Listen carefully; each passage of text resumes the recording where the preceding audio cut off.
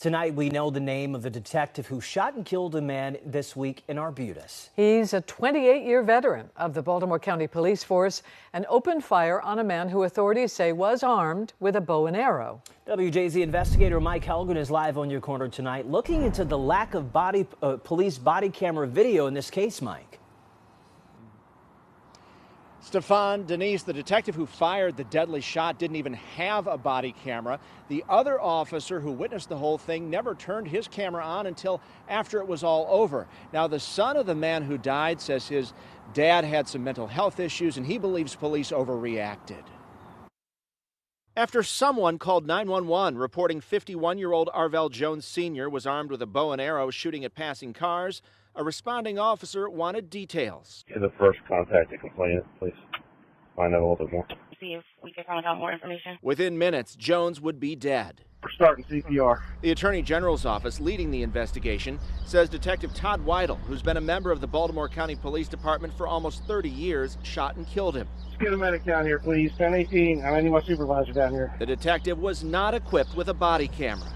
And the AG's office says the officer who witnessed the shooting had a camera, but did not activate it until after the shooting. And in this case, I think there is going to be quite a bit of scrutiny as to why this officer didn't turn it on. That scrutiny doesn't have to exist if they just hit the button. Warren Brown represented the family of Corinne Gaines, who won a $3 million settlement against Baltimore County Police after they shot and killed her and wounded her 5-year-old son following a standoff in 2016. Police expanded the use of cameras after Gaines' death. I'm kind of shocked that in being called to a scene that might involve some violence, that the body-worn cameras weren't on. I'm even more shocked that one of the officers didn't even have body-worn camera. Baltimore County Police are not doing interviews, but did provide WJZ Investigates with their camera policy. While it says they should be activated as soon as possible, that policy gives leeway if there is immediate danger to the sworn member or others. The BWC should be activated once that immediate danger has been addressed. He just had a day where he didn't have his medication. Jones' son says his father suffered from mental health issues. Police would not say whether any officer at the scene called for the mobile crisis team, which consists of a specially trained officer and licensed mental health clinician.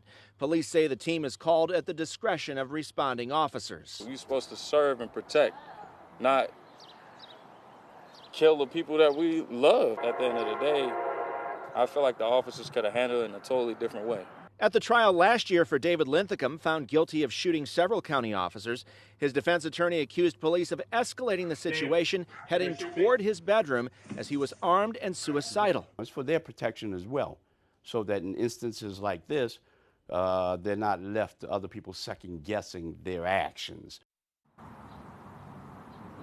Now, the lack of body camera footage is going to make things much more difficult for the Maryland Attorney General's office as they investigate this, and that's why they are asking for anyone with cell phone video or private surveillance video to contact them. We're live in your corner. Mike Helgren, WJZ.